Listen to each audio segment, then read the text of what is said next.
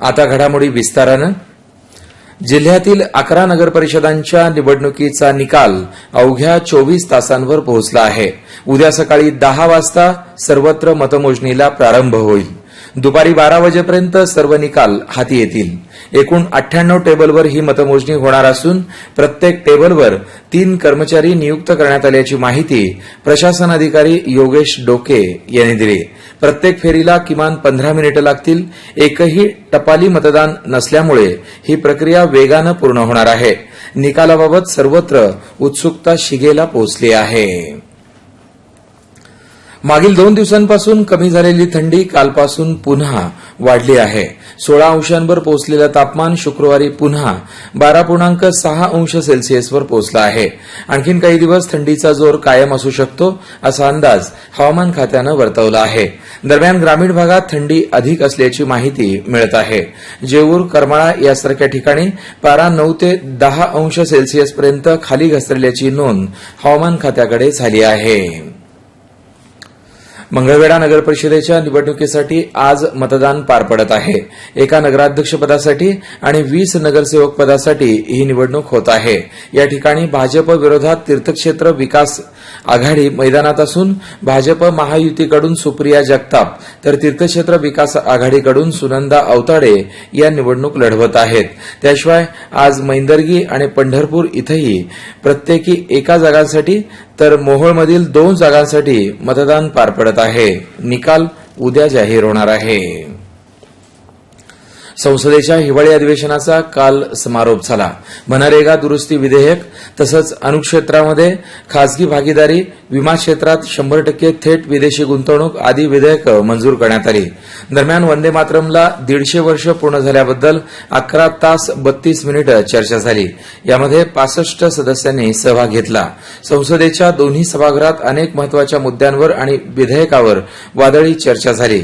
यात सत्ताधारी आणि विरोधक यांच्यामध्ये खडाजंगी पाहायला मिळाली.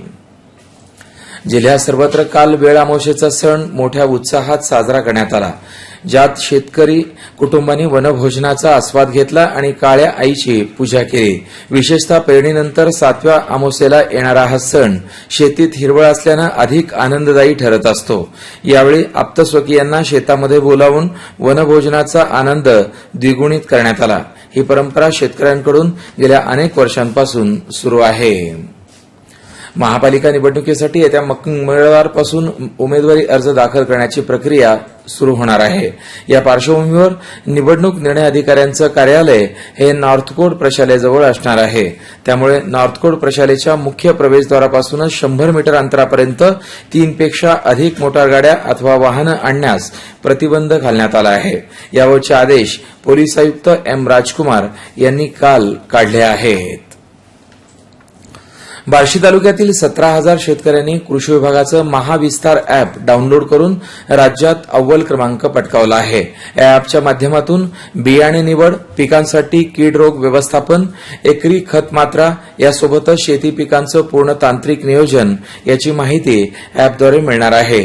कमी खर्च करून जास्त उत्पादन मिळवण्यासाठी शेतकऱ्यांना हे अॅप उपयुक्त ठरणार आहे. व्यावसायिक यशासाठी सुदृढ शरीर आणि सकारात्मक मानसिकतेची आवश्यकता असल्याचं मत ज्येष्ठ विधिज्ञ व्ही.एस. आळंगे यांनी व्यक्त केलं आहे. सोलापूर बार असोसिएशनच्या वतीनं खास विधिज्ञांसाठी आयोजित करण्यात आलेल्या आरोग्यविषयक जागरूकता कार्यक्रमात ते बोलत होते. यामध्ये आरोग्य तपासणी, वजन कमी करणं, वजन वाढवणं, स्नायूंना बळकटी देणं, हृदयविकाराची लक्षणं, पचनसंस्था यावर तज्ज्ञांनी मार्गदर्शन केलं. या शिबिरात सोलापुरातील विधिज्ञांनी मोठ्या संख्येनं सहभाग घेतला. महाराष्ट्र साहित्य परिषद शाखा सोलापूर आणि शेठ लोणकरंजी चंडक ट्रस्ट यांच्या संयुक्त विद्यमानं एका विशेष कार्यक्रमाचं आयोजन करण्यात आलं होतं. दवणा विद्याधर पुंडलिक या विषयावर ज्येष्ठ लेखिका डॉ. वंदना कुलकर्णी बोकील यांनी आपल्या शैलीदार अभिवाचनानं रसिकांची मनं जिंकली. या कथेतील पात्रांची स्वभाव वैशिष्ट्य आणि त्यातील भावनिक गुंतागुंत त्यांनी आपल्या आवाजातील चढ उतारानं हुबेहूब जिवंत केली. या कार्यक्रमाला रसिकांनी देखील मोठी दाद दिली. श्री आदी जांबुमुनी महाराजांच्या जयंतीनिमित्त उद्या रविवारी ज्योत रॅली तर सोमवारी रथोत्सव कार्यक्रमाचं आयोजन करण्यात आल्याची माहिती या संघटनेचे जिल्हाध्यक्ष देवेंद्र भंडारे यांनी काल पत्रकार परिषदेत दिली. गेल्या 30 वर्षांपासून ही परंपरा सुरू आहे. उद्या सकाळी 9 वाजता या कार्यक्रमांना प्रारंभ होत असून या सर्व कार्यक्रमात डॉल्बी ऐवजी पारंपरिक वाद्यांना प्राधान्य देण्यात येईल असं भंडारे यांनी सांगितलं. या घडामोडी आपण आकाशवाणीच्या सोलापूर केंद्रावरून ऐकत आहात. राज्य शासनाच्या सार्वजनिक आरोग्य विभागाच्या वतीनं येत्या 15 ते 31 जानेवारी दरम्यान सिकल सेल तपासणी मोहीम राबवण्यात येणार आहे. या मोहिमेत या आजाराचं निदान, उपचार आणि संदर्भ सेवा उपलब्ध असणार आहेत. एकूण या मोहिमेत 21 जिल्हे समाविष्ट आहेत. यात एकही नागरिक तपासणीपासून वंचित राहू नये यासाठी आरोग्य विभागाकडून विशेष दक्षता घेण्यात येत आहे. उद्या होणाऱ्या मतमोजणीच्या पार्श्वभूमीवर जिल्ह्याच्या ग्रामीण हद्दीमध्ये मनाई आदेश लागू करण्यात आला आहे. हा आदेश 21 डिसेंबर ते 5 जानेवारीपर्यंत लागू राहणार आहे. यात 5 किंवा त्यापेक्षा अधिक लोक एकत्र येण्यास बंदी घालण्यात आली आहे. याबाबतचे आदेश अप्पर जिल्हा दंडाधिकारी संतोषकुमार देशमुख यांनी दिले आहेत. बार्शी कृषी उत्पन्न बाजार समितीच्या सभापतीपदाची निवडणूक काल पार पडली.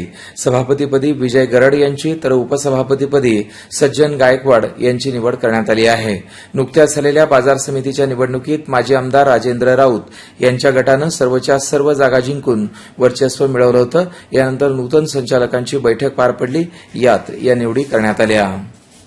छायाप्रकाश फाउंडेशनच्या शिष्यवृत्ती आणि विविध पुरस्कारांचं वितरण सर्वोच्च न्यायालयाचे माजी न्यायमूर्ती अभय ओक यांच्या प्रमुख उपस्थितीत आज सायंकाळी 5:30 वाजता हिराचंद नेमचंद वाचनालयाच्या डॉ. वाका किर्लोस्कर सभागृहात होणार आहे. या संदर्भातली माहिती संस्थेचे अध्यक्ष अजित शहा यांनी दिली. सोलापूरचे व्यंकटेश दोंता यांनी संपादित केलेल्या जुना विडी घरकुल नव्हे नवी सोलापूर या पुस्तकाचं प्रकाशन अॅडव्होकेट उज्ज्वल निकम यांच्या हस्ते होणार आहे. हा कार्यक्रम उद्या सायंकाळी 5:30 वाजता मिठ्ठाकोल फंक्शन हॉल इथं पार पडणार आहे.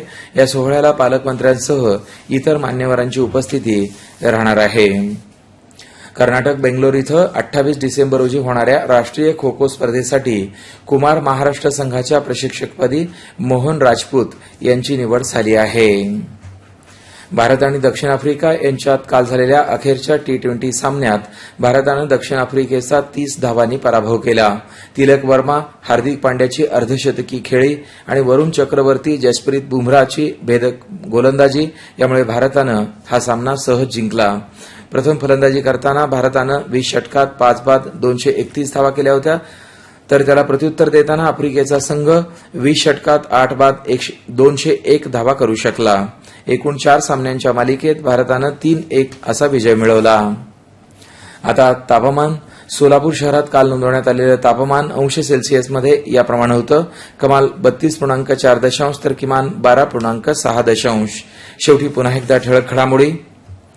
जिल्ह्यातील 11 नगर परिषदांच्या मतमोजणीची तयारी पूर्ण. उद्या दुपारी 12 पर्यंत चित्र स्पष्ट होणार.